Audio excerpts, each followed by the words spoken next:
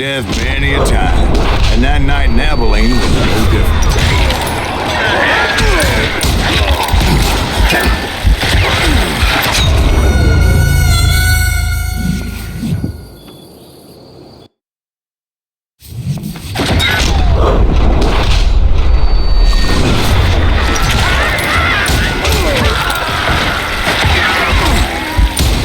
I was there with the intention of finding that bastard Bob and collecting the bounty on John Wesley.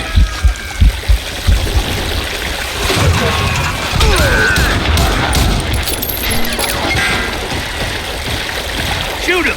Shoot him!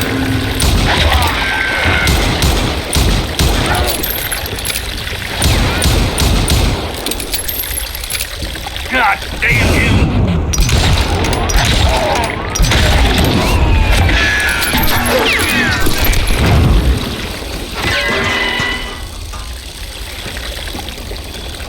You ain't shit!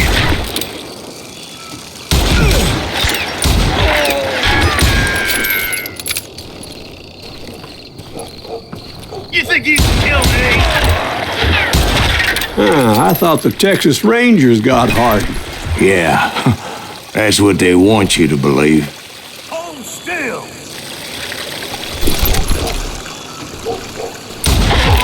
It was cold'n a witch's tit in a brass bra that night as I fought my way past his loyal compadres to the very same saloon we're sitting in today. Look around and imagine this place painted in blood. Hardin was waiting for me, and...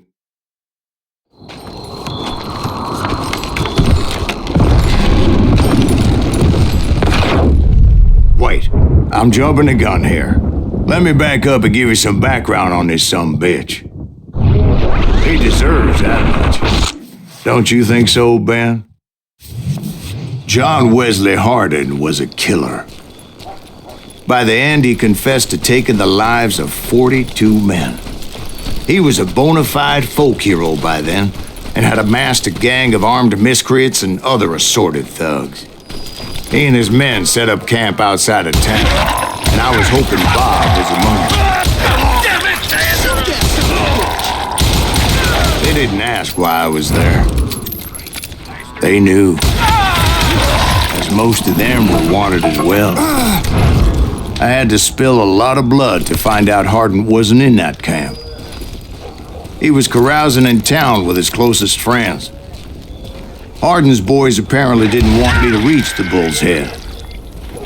Some were hightailing it into town to inform their jefe of my unwelcomed presence. I'm just getting stuck!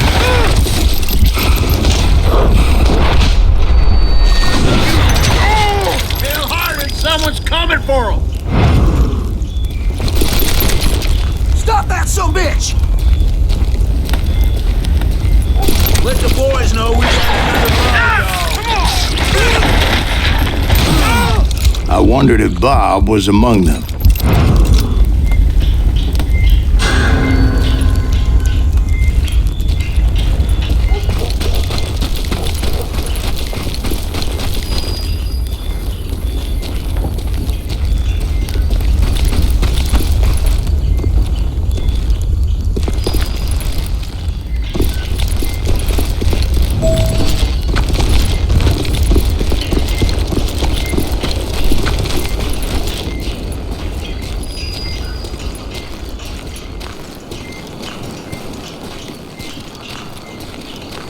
And I steeled myself for the fight ahead.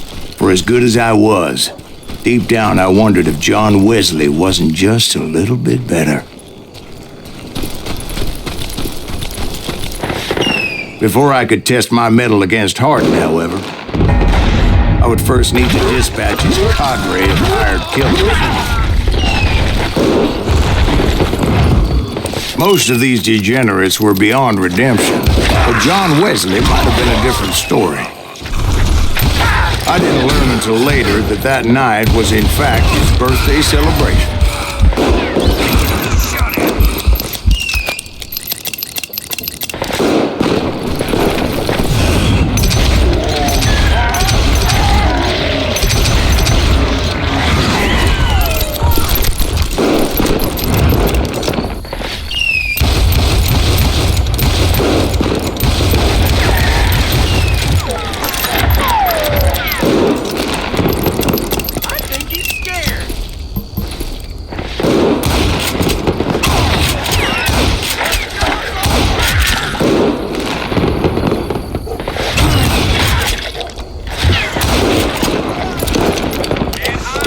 I think I already mentioned that I found Hardin in this very saloon. Suffice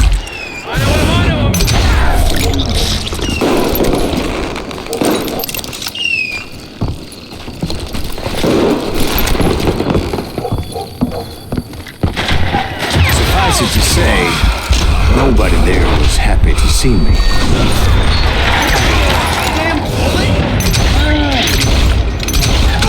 In fact, I felt a certain hostility.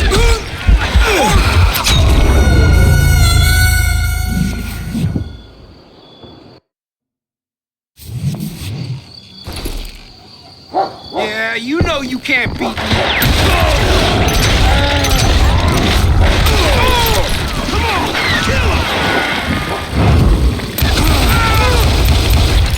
There he is!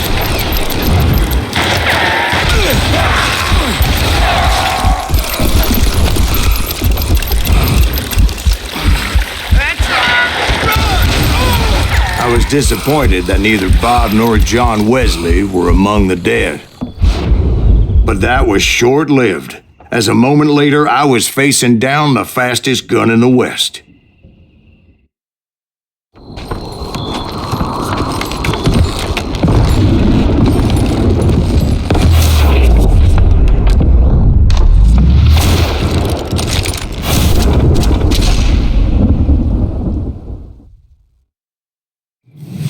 I felt a bolt of adrenaline, or maybe that was fear. He was well known for his tricks, and I knew I'd need my own if I was ever to defeat him.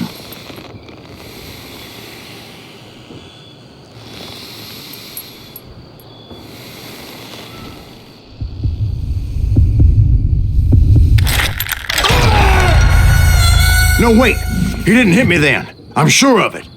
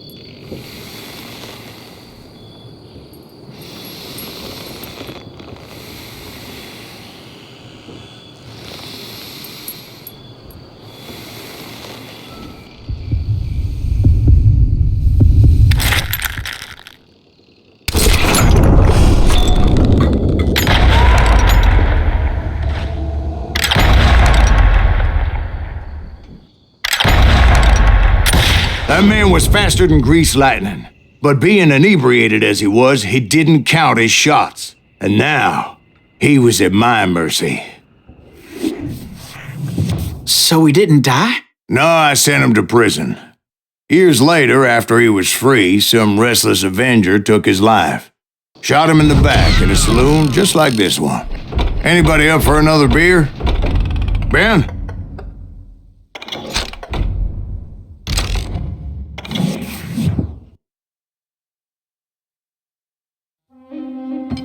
Thank you, darling. Yeah, some say revenge is a dish best served cold. So whatever happened to that Bob guy you were after? Personally, I'd like to hear some of your other adventures. Like, I don't know, did you ever go toe-to-toe with a red man?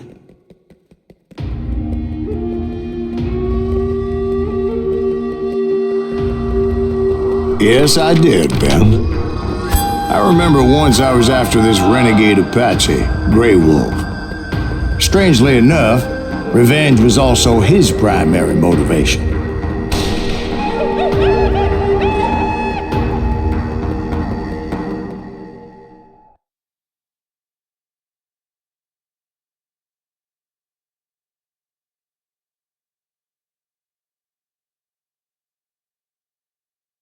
A bounty was put on Grey Wolf's head, and that's how I came to hunt him in the mountains. Mountains so high they tickled the nether regions of heaven.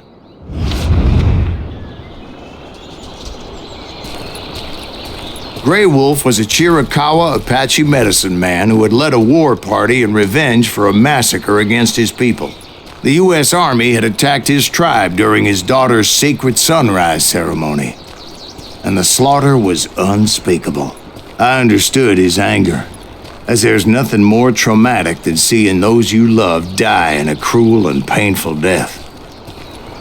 Right from the beginning, I couldn't shake the feeling that Grey Wolf was watching my every move. He led a band of young Apache warriors who wanted retribution and were more than willing to die for him.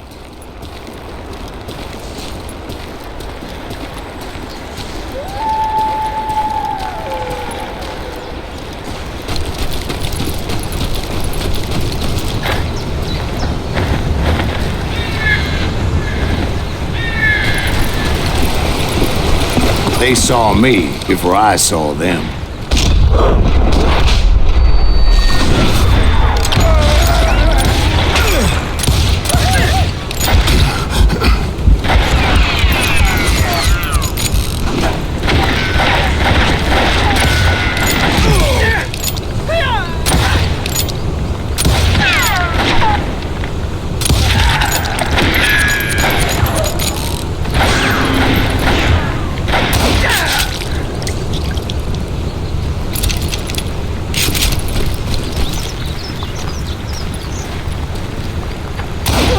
And it crossed my mind that maybe this wasn't such a good idea.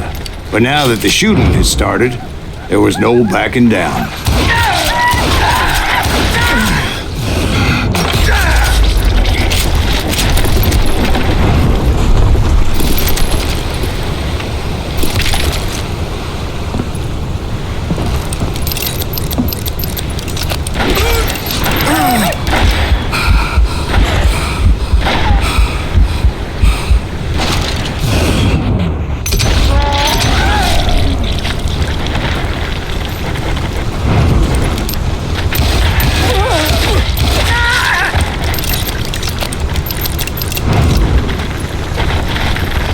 It was rugged country, the winter home of the Chiricahuas, and that's why they had retreated there.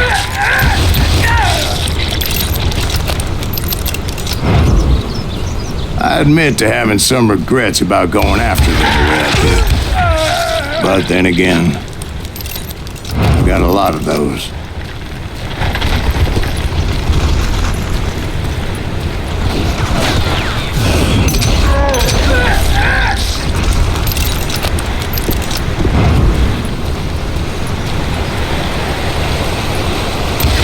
Did you find Grey Wolf? Not at that moment, but I did find the entrance to their hideout.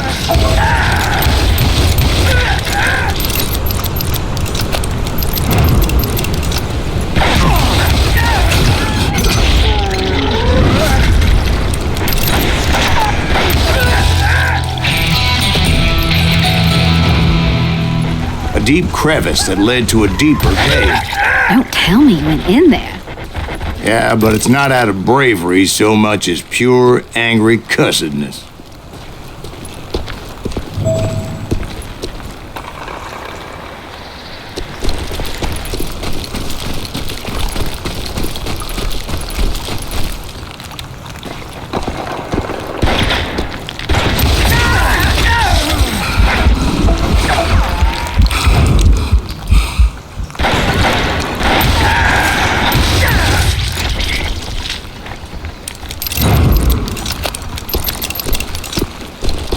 See, back then, I had a stubborn streak a mile wide, and I wasn't about to back down.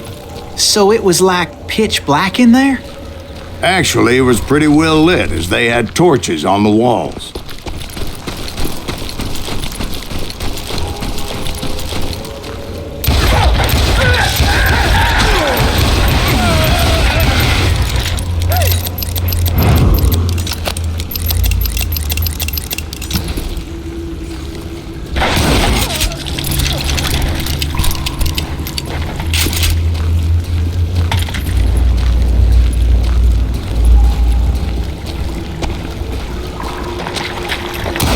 was this cave? Big as hell, Ben. Chiricahua had hid out there during the Indian Wars.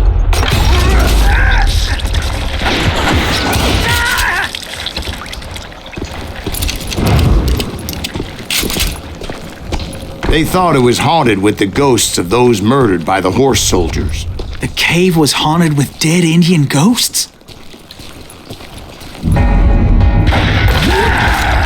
To be honest, I was more concerned with the live ones than the dead ones.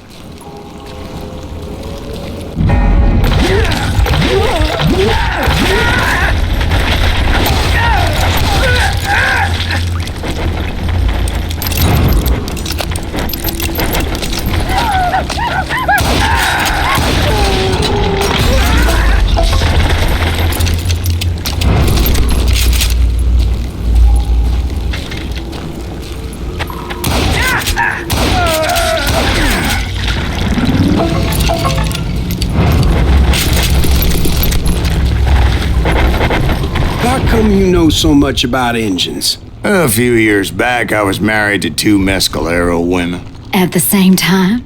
Yeah, they were sisters.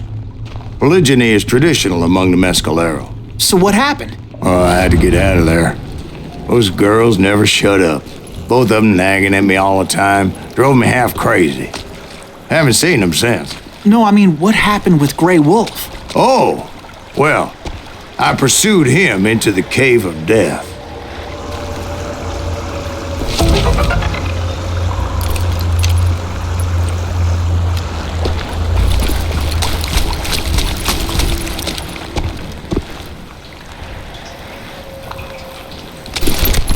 I came upon this flooded grotto, and that's when I saw him.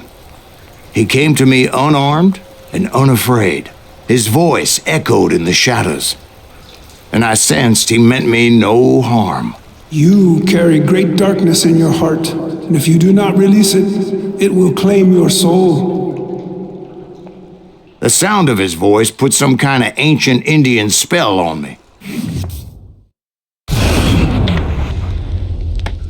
As his story unfolded in my mind, You will come to this place again and kill many more men, and the darkness will grow until it consumes everything you are. The soul would have no rainbow, I have no tears. he said I was a great warrior, a coyote man, unequaled by any other pale-faced warrior, or something. The snakes will bite shadows of your past until a venom poisons your heart, and an echo of the song of the dead summons the spirits deep from within the mountains. I didn't quite get what he was saying, but there was definitely snakes. And indeed, his warriors surrounded me and attacked me like hungry wolverines. They couldn't stop me, though, and Grey Wolf wasn't in the mood for idle talk.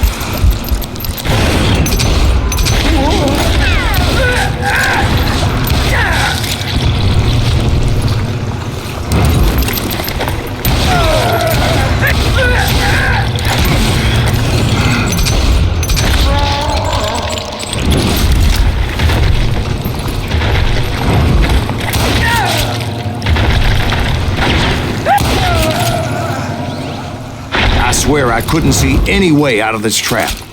But suddenly, one just appeared, kind of like a miracle.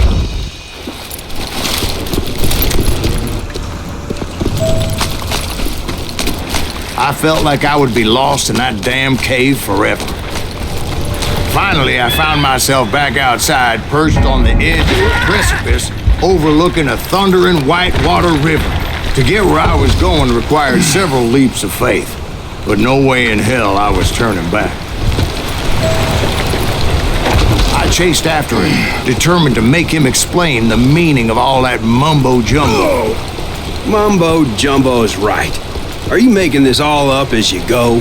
A few details may be fuzzy, brother, but I am relating exactly what happened to me. There were dozens of Apache warriors aiming at me from on high. Dozens? Well, maybe not dozens, but there was a lot of them. At least 3 or 4. Well, more than that, little lady.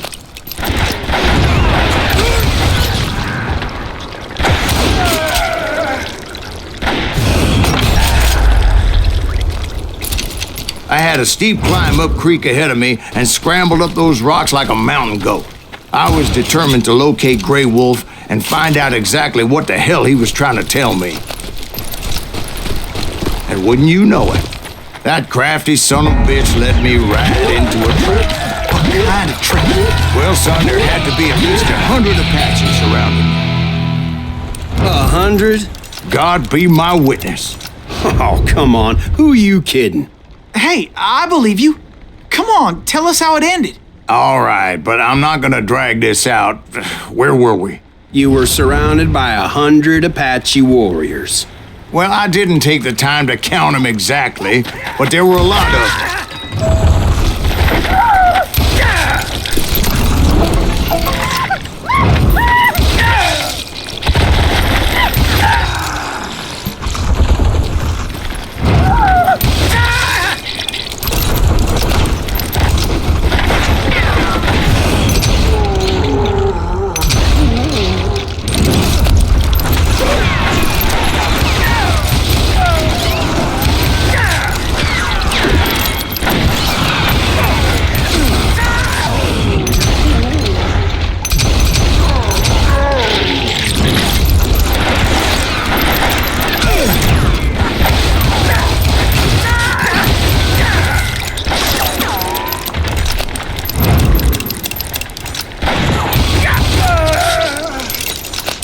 And in the end, a path appeared before me that I had not seen before. I followed it as I desperately needed to find out what Grey Wolf was trying to tell me. But it was like that son of a bitch disappeared into thin air.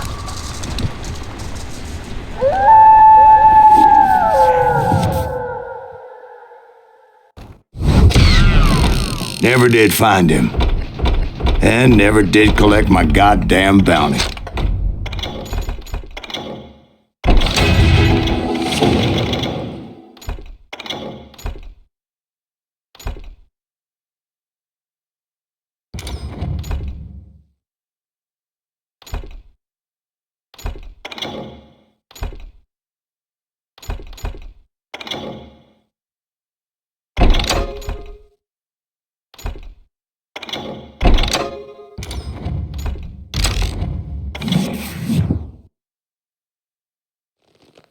Thank you, darling. It's interesting how the truth can sometimes seem might malleable, depending upon your point of view. Like how those dime novels make you out to be something you're not? Jack, don't be starting trouble. No, he's right. They do tend to exaggerate. Did they exaggerate your part in taking down the Daltons? Well, I was there in the flesh, boy, so I saw what happened firsthand.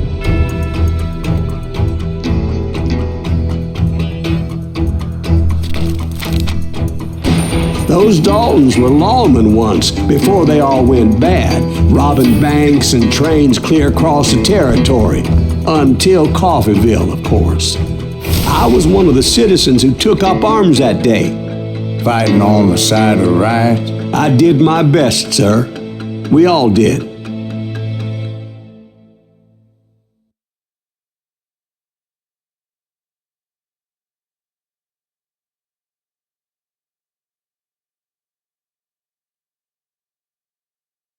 It was early morning.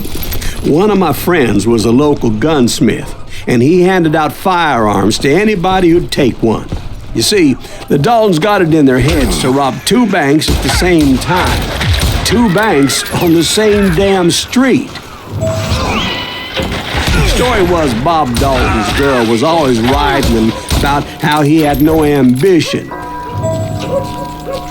Well, the locals recognized the Daltons right off. We got us a hero. Before they could get away, half the town took up arms to defend their property.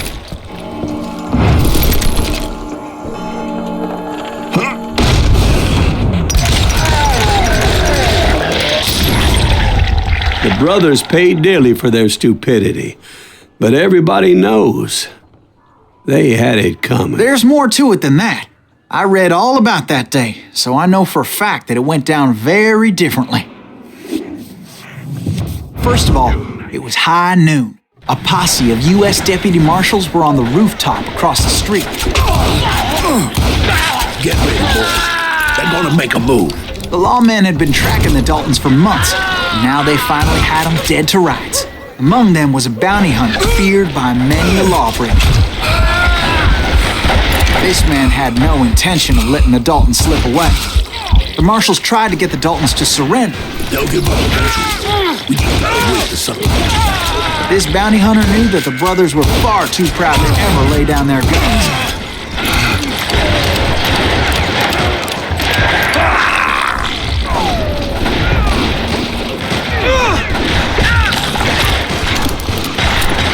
He went in there alone to confront those criminals. One of the marshals shouted, "Where are you going? Are you crazy?" Hey, where do you think you're going, dumbass? That rifle's mine. But he paid him no mind. He saw a way to get around to the back of the bank. Then he figured out how to hit the Daltons from a direction they weren't expecting.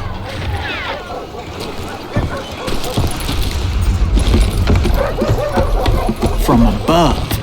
Fortunately, a water tower was right there. A moment later, he was climbing up a steep ladder, laughing at danger as he did. It was brave men like him who risked their lives to tame this wild country.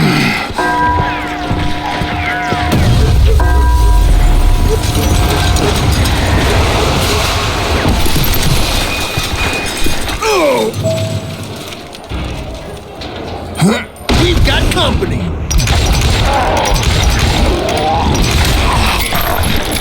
Heroic men like him, who did what other men couldn't or wouldn't to make this country Is free. that Silas Greaves?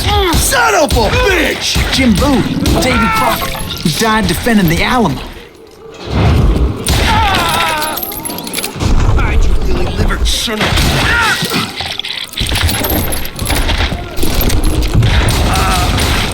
Gonna make you one sorry son of a bitch!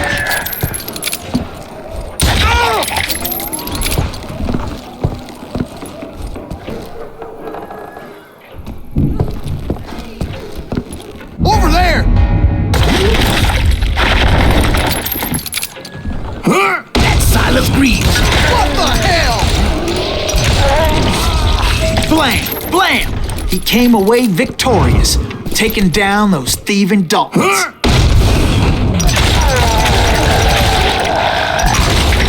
His name was Silas Greaves, and when the dust finally settled, he was the last man standing. Sorry, kid, but that just wasn't the way it happened.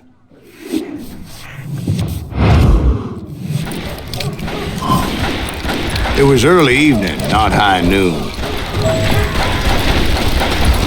The Daltons blew up a safe and were all set to hightail it out of there. Those pathetic deputies surrounding the bank were dropping like flies. Come out from...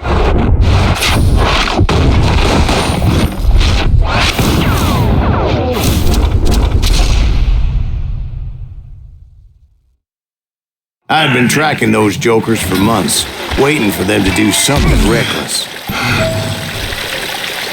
Finally, they did. Those stupid bastards decided to rob two banks at the same time in the same town where everybody knew them. But they still had friends in Coffeeville.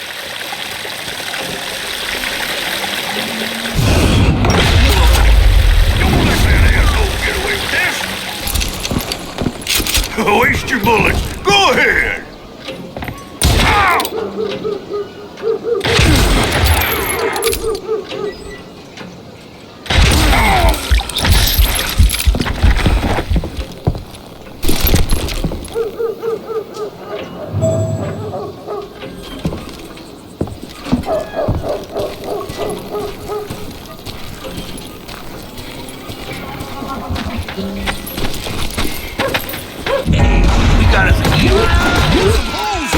And those friends came after me like a pack of wild dogs, tooth and nail.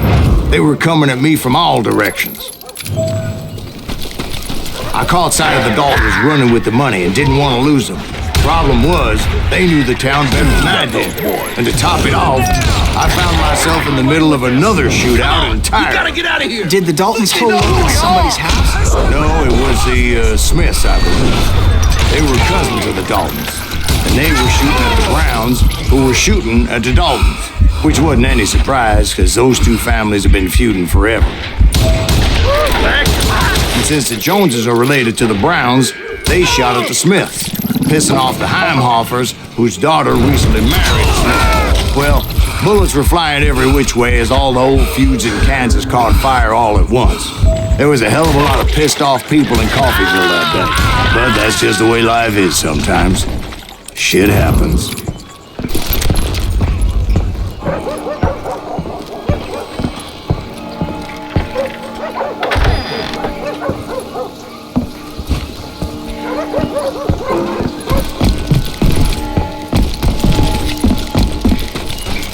The Dalton boys knew I would never give up.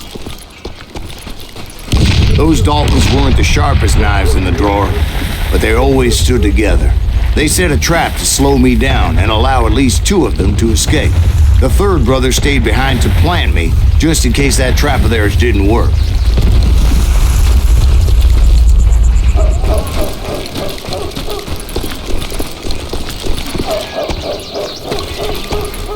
It was Emmett, the youngest, and he decided to stand his ground and face me down. I ain't afraid of you, Silas Reeves. This is where it ends for you. He was determined to protect his brothers. And I understood how he felt. Taking me on all by his lonesome wasn't exactly a recipe for a long fight. It's hog.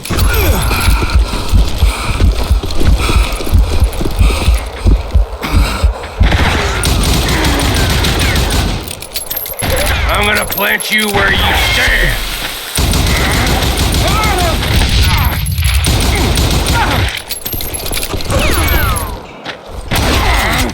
I'm gonna tear you apart.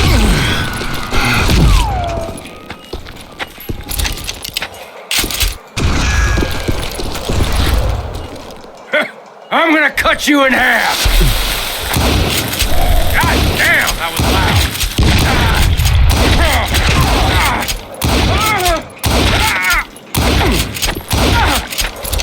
Gonna send you to the bone orchard.